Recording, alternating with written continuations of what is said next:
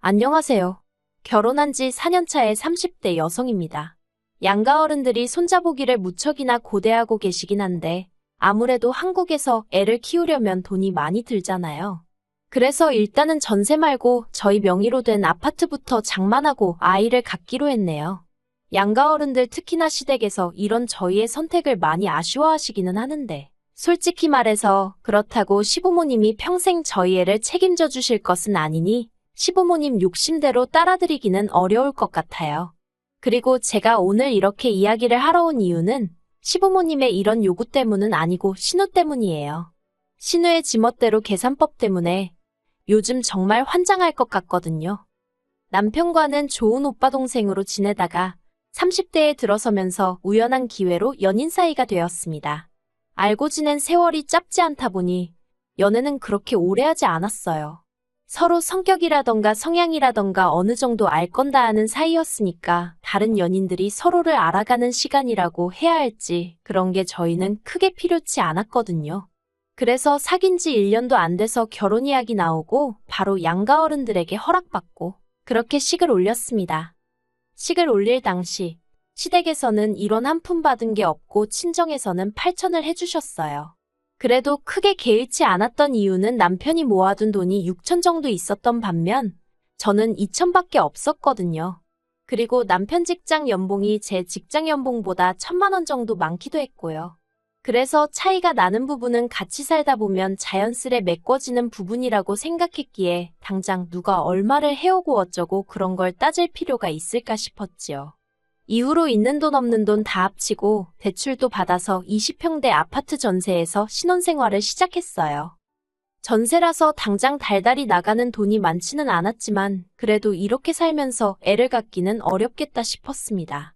그래서 남편과 당장 몇 년은 허리띠를 졸라매서라도 아껴 쓰고 돈은 최대한 모으자고 했어요. 그래서 다음에 이사할 때는 남의 집이 아니라 우리 집으로 이사하자고요.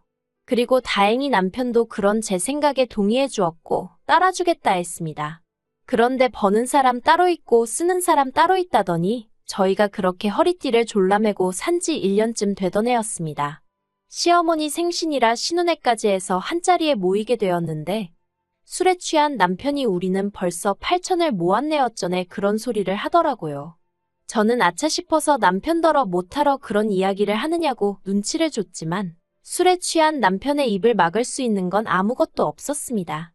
남편은 계속해서 우리가 얼마나 열심히 살았는지 아냐면서 자기가 결혼 전에 직장 생활을 6년에서 6천을 모았는데 둘이 1년 만에 8천을 모았다며 어찌나 8천 타령을 해대던지 정말 환장할 노릇이었지요. 그리고 신우는 연신 대단하다 소리를 해대더니 저더러 어떻게 그렇게 돈을 모았냐고 자기도 비결 좀 알려달라 했습니다. 하지만 정말 비결이랄 게 없었고 굳이 따지자면 주식을 좀 했었는데 거기서 수익을 크게 냈었거든요. 그래서 그게 도움이 많이 되었다고 이야기를 했습니다. 그랬더니 신우가 부럽다면서 정말 좋겠다 그러더라고요. 그리고 거기다 대고 딱히 할 말이 없어서 그냥 적당히 웃어넘겼네요. 그런데 그 모임 이후로 한두 달쯤 지났을 때였나 신우가 부부끼리 한번 만나자며 연락을 해왔어요. 신우는 저희보다 몇 년 일찍 결혼해서 애 하나를 키우고 있었고 심해부랑 저희 남편이랑 나이 차이가 꽤 많이 났거든요. 그렇다 보니 공통점이랄 것도 딱히 없고 그래서 사이가 나쁠 건 없었는데 그렇다고 자주 만나서 밥을 먹고 할 만큼 편하지도 않았지요.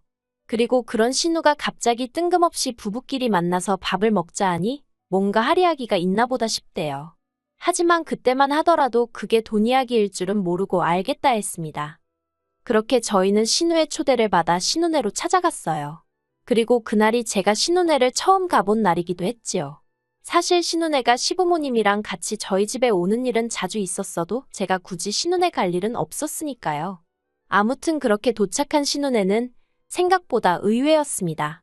신우가 항상 명품백만 들고 다니고 그래서 저는 남편에게 따로 물은 적은 없지만 그래도 신혼회가 시쳇말로 돈 꽤나 만지면서 사는 줄 알았거든요. 그런데 집안이 정말 말도 못하게 엉망이었습니다. 일단 정리정돈이 전혀 되어 있지 않았어요. 엉망진창도 그런 엉망진창이 없더라니까요. 하지만 그런 게 문제가 아니었습니다. 짐을 이리저리 밀어두고 네 사람이 테이블에 둘러앉았는데 신우가 먼저 저희더러 집안을 보고 어느 정도 예상은 했겠지만 지금 사는 게 아니야 라며 말문을 열더라고요. 그리고 저는 아무런 말도 하지 않았습니다. 사는 게 어떤진 몰라도 제가 보기엔 일단 청소부터 해야 될 것 같았거든요. 그런데 신우는 계속해서 이게 다 심해부 사업이 어려워지면서 이렇게 되었다며 시쳇말로 밑밥을 깔더니 저희더러 좀 도와주면 안 되겠냐고 하대요. 저랑 남편이 서로를 한번 쳐다보고는 뭘 어떻게 도와달라는 이야기냐고 물었습니다. 그러자 신우가 자기네 2천만 원만 빌려달라는 거예요. 200도 아니고 2천이라니 누군가에겐 작다면 작은 돈이겠지만 저희 부부에게는 정말로 큰 돈이었어요. 2천을 꼬박 일해서 벌려면 남편이랑 제가 못해도 3달은 숨만 쉬고 돈은 한 푼도 않으면서 일만 해야 했으니까요. 그리고 무엇보다 가족끼리 돈거래라니 생각해 본 적도 없는 일이었거든요. 그래서 제가 남편에게 싫다고 눈치를 주려는데 그러기도 전에 남편이 먼저 무슨 2천만 원이냐고 돈이 어딨냐며 정색을 하대요. 그리고 그런 남편의 반응을 보면서 저는 속으로 다행이다 싶었지요. 그런데 신우가 지난번에 돈 자랑할 때는 언제고 이제 와서 없다고 그러냐면서 그러지 말고 제발 좀 도와달라고 하는 겁니다. 심해부까지 있는 자리에서 말이에요. 그러니 남편이나 저나 얼마나 입장이 난처했겠어요. 남편이 신우더러 누나 여러 사람 불편하게 왜 이러냐고 이러지 말라고 신우 손을 뿌리쳤습니다. 그런데 그때 심해부가 신우를 말리기는커녕 한다는 소리가 그러지 말고 좀 도와달라면서 설마 자기들이 떼먹겠냐고 그러는 거예요. 그래서 결국 저희가 생각을 해보겠다고 어쨌든 큰돈이니 생각할 시간을 달라고 하곤 간신히 그 집에서 빠져나올 수 있었답니다. 집으로 돌아오는 내내 저도 남편도 아무 말도 하지 않았어요.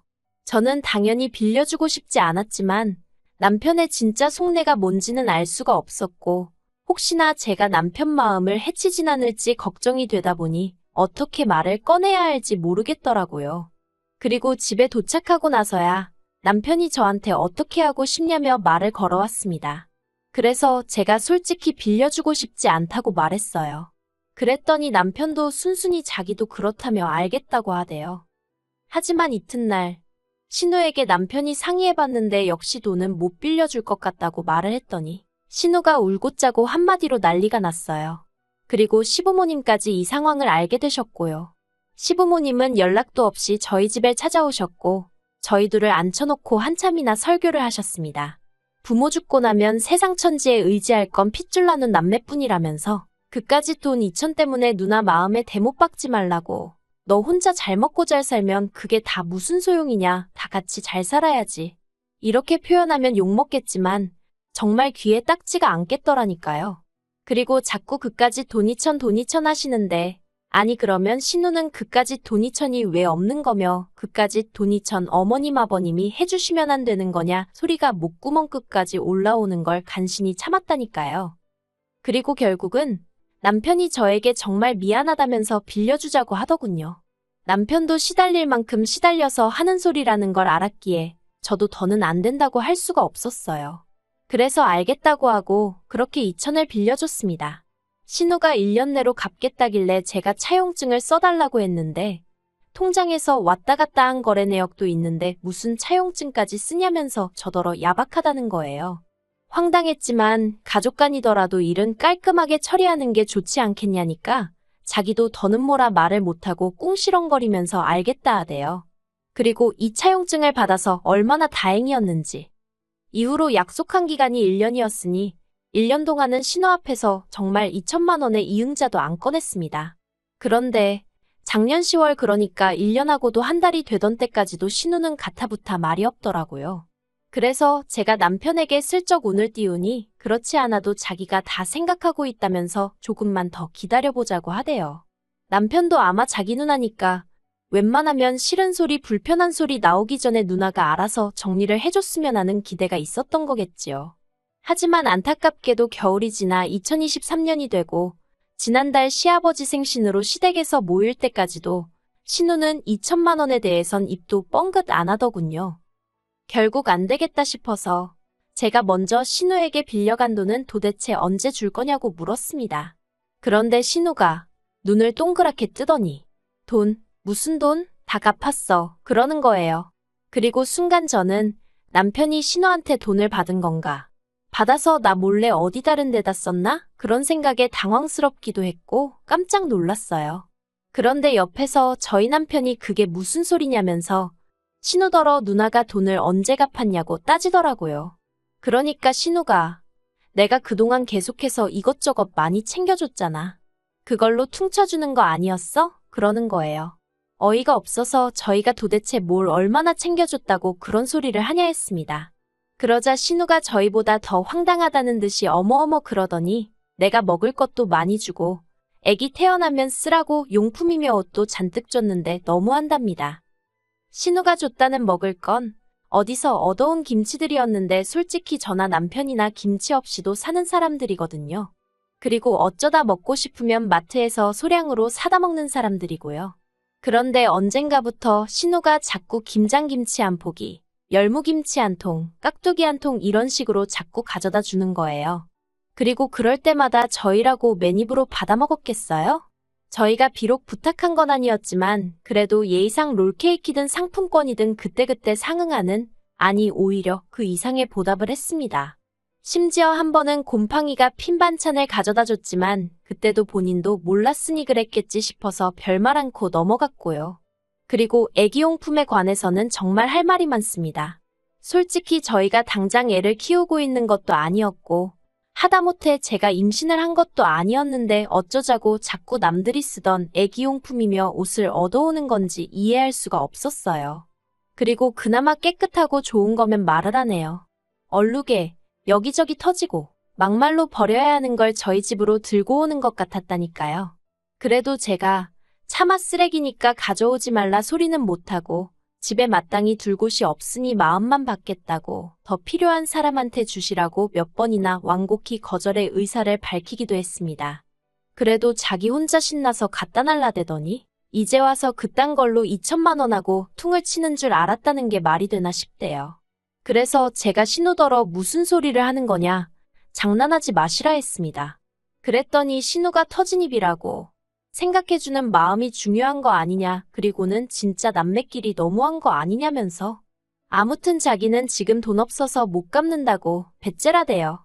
그리고는 그까지 돈이천 가지고 진짜 너무하다면서 저희더러 인생 그렇게 살지 말라나요.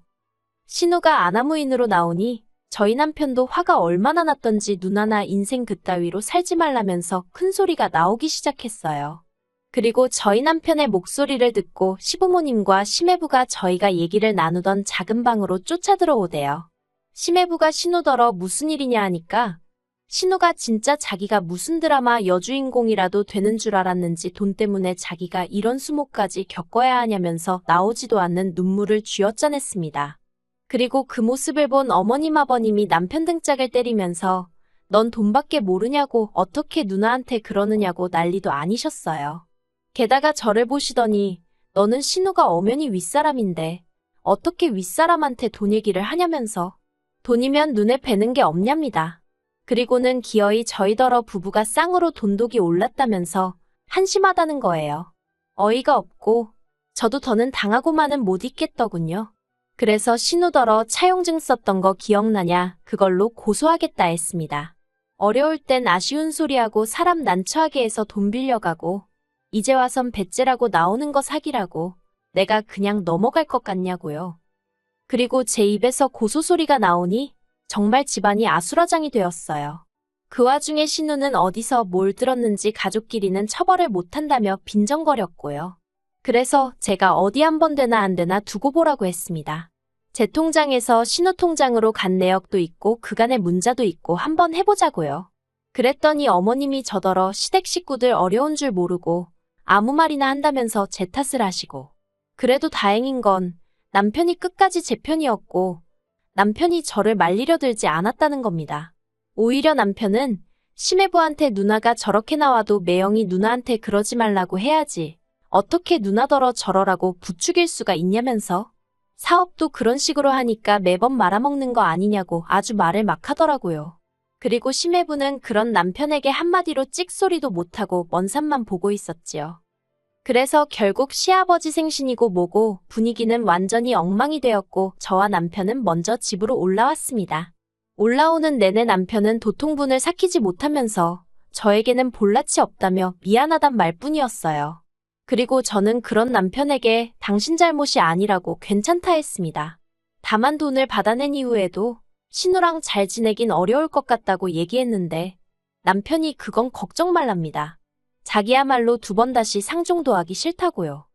그리고 저는 솔직히 신우와 막말로 피 터지게 싸워야 할 줄 알았거든요. 그래서 나름대로 마음의 각오도 하고 있었고요. 그런데 무슨 이유에서인지 며칠 전 어머님 이름으로 2천만 원이 입금이 되었습니다. 그리곤 어머님이 저더러 이제 돈 받았으니까 된 거 아니냐며 가서 신우한테 죄송하다고 사과하고 오라대요. 그래서 돈은 신우 주머니에서 나왔는지 어머님 주머니에서 나온 건진 모르겠지만 어쨌든 받게 되어서 기쁘다고 했습니다. 감사하단 말은 안 했어요. 원래 제 돈이고 제가 제 돈 빌려주고 마음고생한 걸 생각하면 이자 한 푼 못 받은 게 오히려 열받을 지경이었으니까요. 아무튼 그리고 신우한테는 사과할 생각이 없다고 말씀드렸습니다.